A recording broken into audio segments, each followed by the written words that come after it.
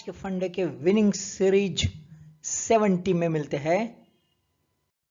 First question, Kota, Ratlam, Mandsaur, झलवार, बारन, नीमुच and Ujjain of Rajasthan and Madhya Pradesh areas is known as, ये areas को क्या कहते हैं? Garlic belt, corn belt, cotton belt, clove belt, क्या कहते हैं बताइए।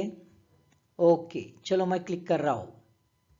Answer is a garlic belt.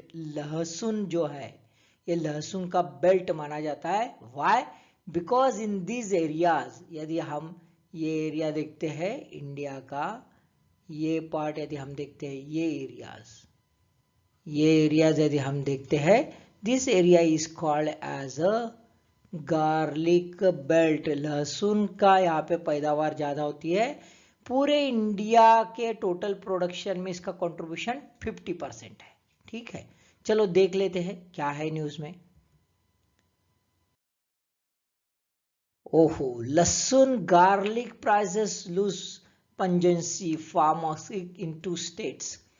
5 साल पहले मंदसौर में आंदोलन हो गया था एमपी में, और 6 फार्मर्स प्रोटेस्ट के दौरान मारे गए थे। रीजन ये था कि डिमांड थी मिनिमम सपोर्ट प्राइस जो है ये गार्लिक प्रोडक्शन को डिक्लेयर किया जाए। अभी फिलहाल में जो प्रोटेस्ट है वो प्रोटेस्ट है कि भाई बहुत ही कम प्राइस मिल रहा है, जस्ट ₹2 पर केजी, है ना। एक संयुक्त किसान मोर्चा है, उसके तहत ये प्रोटेस्ट किया जा रहा है। सेंटर और स्टेट गवर्नमेंट में एमएसपी डिक्लेयर कर दी थी 2018 में एज 3,250 पर क्विंटल। ऑब्वियसली 2018 में यदि 3,250 पर क्विंटल है तो अभी उससे ज्यादा होना चाहिए, लेकिन अभी रिवाइज कर दिया गया और कम कर दिया गया 2,957 पर क्विंटल। तो ऑब्वियसली जबकि महंगाई बढ़ रही है, देखो production cost is increase by 50% and here the MSP price जो है वो कम कर दी गई है। तो ये प्रोटेस्ट इसी वजह से है। According to ICAR, Indian council of agriculture research के हिसाब से अभी का जो फिलहाल में जो प्रॉब्लम है उसका सबसे मेन रीजन है प्रोडक्शन कॉस्ट बढ़ने का virus load.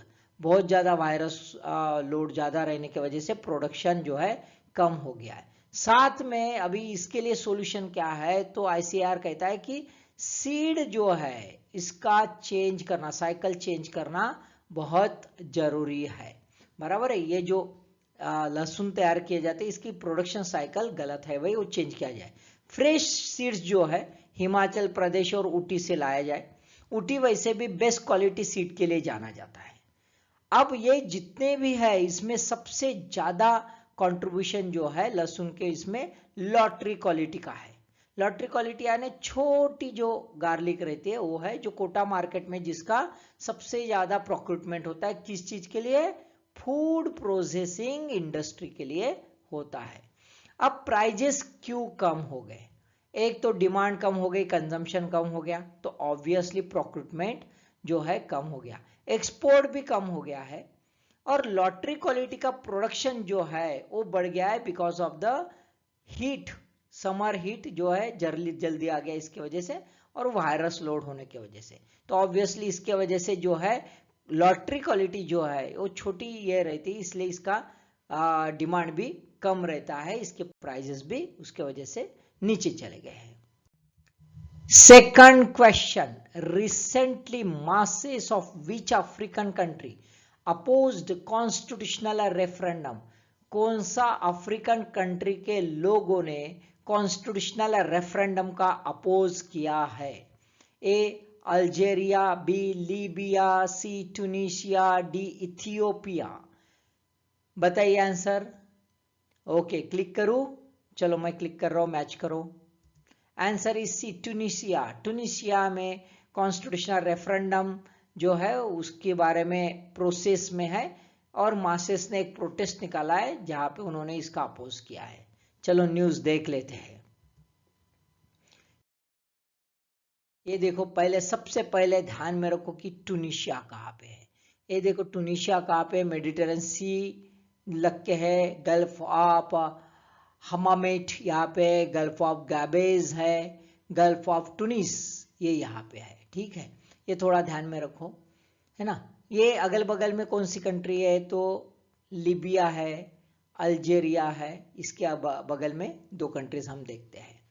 Use protest on 18 June 2022 referendum के अगेंस्ट में जो प्रेसिडेंट कायस सैयद जो है उन्होंने रखा है। अब कायस सैयद ये रेफरेंडम किस चीज के लिए करना चाहते हैं, तो भाई अपनी पोजीशन जो है उसका होल्ड बढ़ाना चाहते हैं, उसका पावर बढ़ाना चाहते हैं।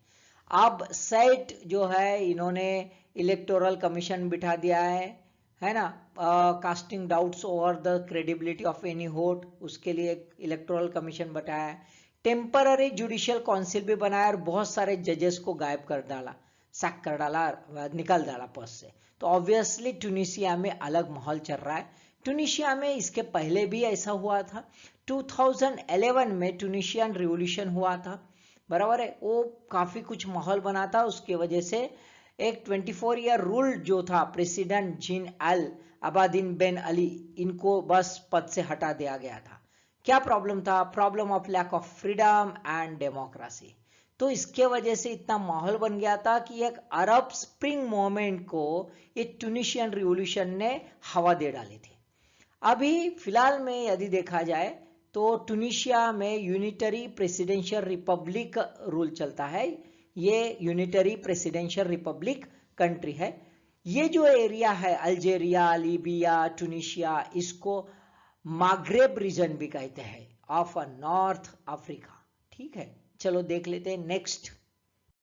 Third question, according to recent study, हाल ही में जो स्टडी हो गई है, desert climate is expanding due to global warming in central Asia regions including areas around Junggar basin. Junggar basin के एरिया लेके सेंट्रल एशिया का बहुत सारा पार्ट जो है ग्लोबल वार्मिंग के वजह से डेजर्टिफिकेशन वहां पे हो रहा है। Where the Junggar basin is located, Junggar basin कहाँ पे है, A western Afghanistan, B north west China, C central Tajikistan, D near Aral sea in Uzbekistan. चार आंसर दिए ऑप्शंस, चुन लिया, ओके। चलो भाई मैं क्लिक कर रहा हूं, मैच करो answer. Answer is B north west China. Junggar basin कहा है दोस्तों, नॉर्थ वेस्ट चाइना। देखते हैं मैं, आप देखो यहां पे है, ये जुन्गार बेसिन है, बराबर है, नॉर्थ वेस्ट चाइना ये एरिया में है। तारिम बेसिन के बगल में, ये उसके ऊपर, तारिम बेसिन के ऊपर यहाँ पे है। तो थोड़ा सा हम ये भी थोड़ी सी पढ़ाई कर ले, कौन सी बेसिन कहाँ पे है ना। कादम बेसिन यहाँ पे जोगान बेसिन है, ओडोस बेसिन है, तो थोड़ा देख लेना में आप, ठीक है। चलो देख लेते थोड़ा न्यूज भाई। Since 1980s regions with a desert climate expanded by as much as 100 kilometre, फैल गया 100 किलोमीटर से northern Uzbekistan and Kyrgyzstan, southern Kazakhstan और जुन्गर बेसिन के इर्द गिर्द में। ये एरिया जो है, ये एरिया में हमें डेजर्टिफिकेशन होते हुए दिख रहा है।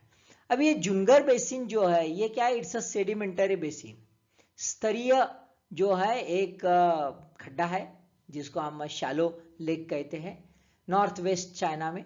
आप देख रहे होंगे बगल में GIF है, जिस ढंग से कैसे किस ढंग से चेंज हो गया है एट जियोलॉजिकल टाइम स्केल में, वो यहाँ पे दिया है ना, शैलोनेस कैसे चेंज होते गया है।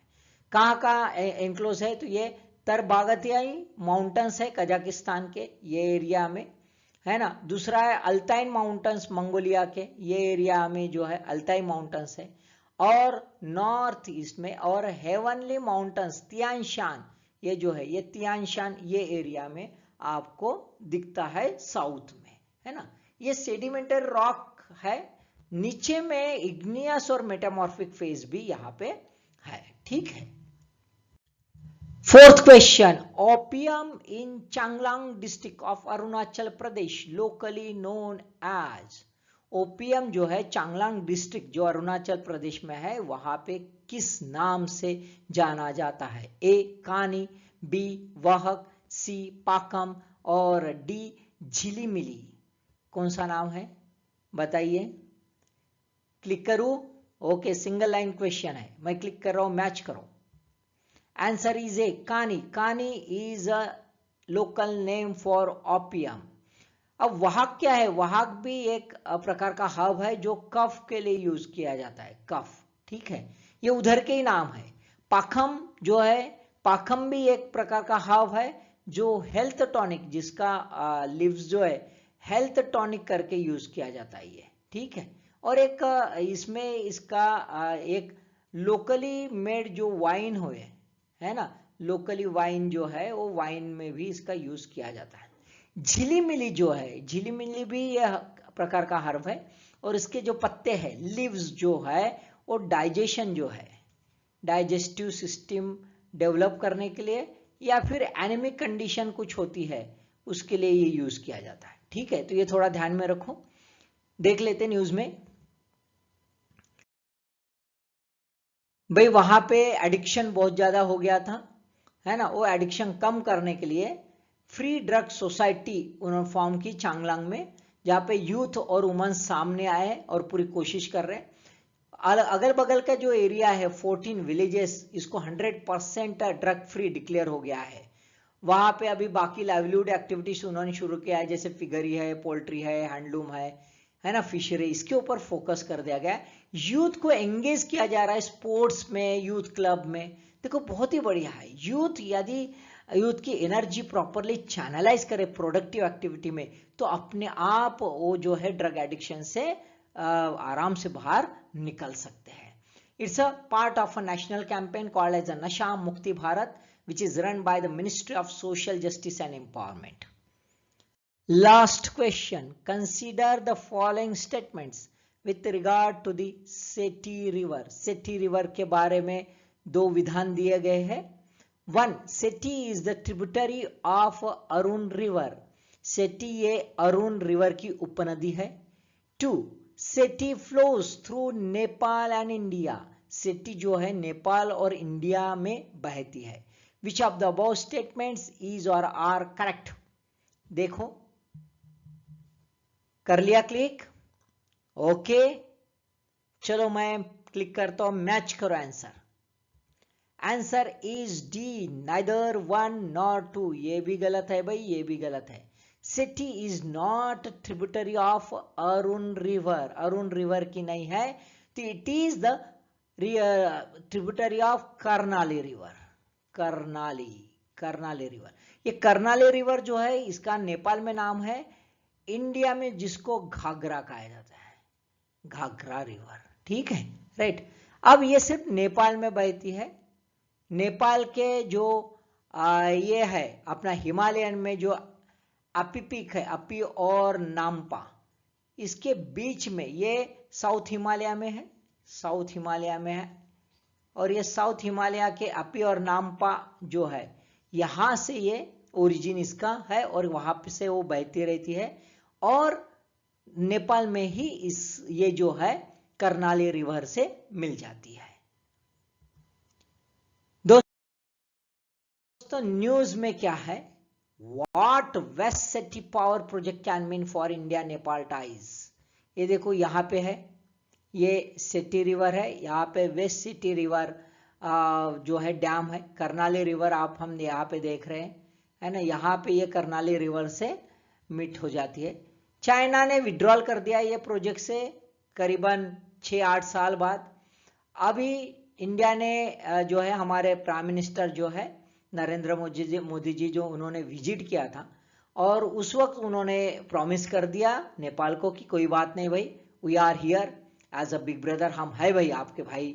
तो इंडिया ने ये चैलेंज एक्सेप्ट कर लिया है और नेशनल हाइड्रो पावर कारपोरेशन जो है इसने एक प्रिलिमिनरी एंगेजमेंट साइट पर शुरू कर दिया है।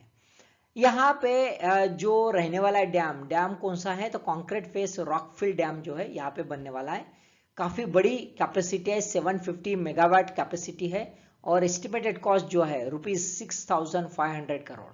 इसके पहले हमने अरुण डैम्स के बारे में जो है, अरुण डैम जो है अरुण रिवर, तो अरुण रिवर के बारे में भी हमने इसके साथ जो है नेपाल के साथ टाइप किया है। सो दोस्तों ये टोटल 5 क्वेश्चंस आपने देख लिए, समझ लीजिए, पढ़ लीजिए और अपना रिजल्ट बना लीजिए। All the best.